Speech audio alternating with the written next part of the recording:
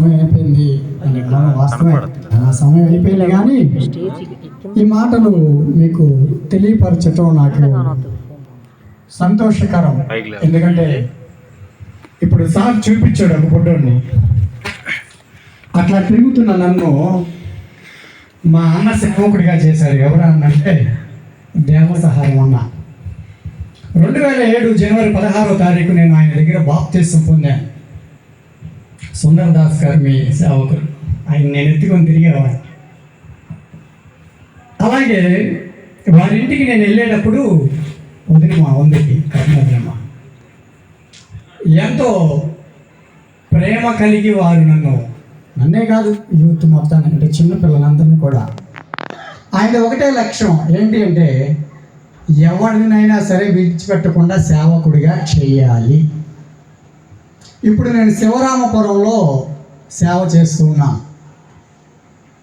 ఆయన నేర్పించినటువంటి మాట ఒకటే మీకు ఎప్పుడు కనపడుతుంది అనుకుంటా. వెనక చూడండి, ఫిలిప్పీ 1:21లో నా మటుకు బ్రతుకుట క్రీస్తు అయితే, చావైతే నాకు లాభం.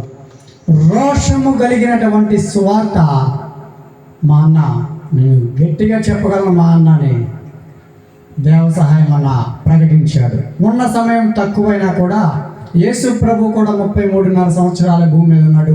3.5 సంవత్సరమే సువార్త ప్రకటించాడు. అలాగే ఆయన యొక్క నామాన్ని జీవితంలో ఉన్నంత కాలం, ఉన్నంతసేపు నేను అడిగేవాడిని, అన్న ఏంటన్నా ఎందుకన్నా ఇంత అంటే ఆయన ఒక మాట చెప్పాడు. నేను అనేక చోట్ల ఇదే చెప్తా, మా యూత్ కూడా అదే చెప్తాను. ఏంటంటే బైక్ వేసుకొని ఒక యవనస్తుడు వెళ్తూ ఉన్నాడు అనుకోండి, తెలియని వాడికి మనం ఏం చేస్తాం, స్టాండ్ తీయకుండా వెళ్తే, అన్నా ఒకసారి స్పందించండి, స్టాండ్ తీయకుండా బైక్ వెళ్తున్నా ఏం చేస్తాం మనం? అన్నా కొంచెం చెప్పండి అన్న, మీ తమ్ముళ్ళలాగా మాట్లాడుతుంది చెప్పండి అన్న, పాస్టర్ లాగా కాదు. ఏం చెప్తాం? స్టాండ్ తీ అంటాం. వాడు అయినా కూడా వెళ్తుంటే స్టాండ్ తీరా అంటాం. ఎందుకు?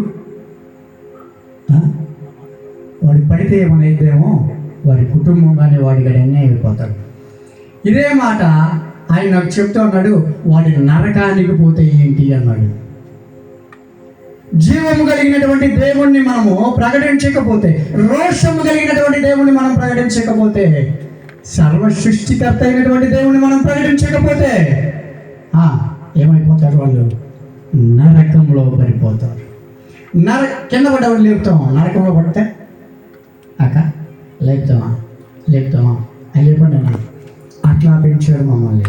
కొంతకాలం తర్వాత మేము బయటకు వచ్చి పరిచయం చేస్తున్నాం. చాలా తర్వాత సుందరగా జ్ఞాపకం పెట్టుకొని పిలిచాడు. చాలా సంతోషంగా ఉంది. ఇటు గొప్ప అవకాశం నా ఆత్మీయ తండ్రి అయినటువంటి దేవ సహాయం అన్న గురించి నేను చెప్పటం నా జీవితంలో ఎంతో సంతోషంగా ఉంది. ఎంతమందికి ఉంది ఇటు భాగ్యము? బాప్తిసం పొందిన వాడి దగ్గర, అతని దగ్గరే, వాళ్ళ సభల్లోనే ఆయన గురించే చెప్పడానికి ఒక సేవకుడిగా వచ్చాడంటే ఒక్క నిమిషం, ఒక సెకండ్ ఆలోచించండి. టీచర్ స్కూల్కి వెళ్తే చదువు చెప్తుంది, అతను IAS IPS అయ్యి వచ్చి ఆ టీచర్కి చెప్తుంటే ఎట్లా ఉంటుంది? అంతకంటే 1000 రెట్లు సంతోషంగా ఉంటుంది. ఎందుకంటే మరణానికి ఎదురెళ్ళేవాడే సేవకుడు. మా అన్న వెళ్ళాడు, అది జయించాడు. క్రీస్తు దగ్గర ఏం చేస్తున్నాడు?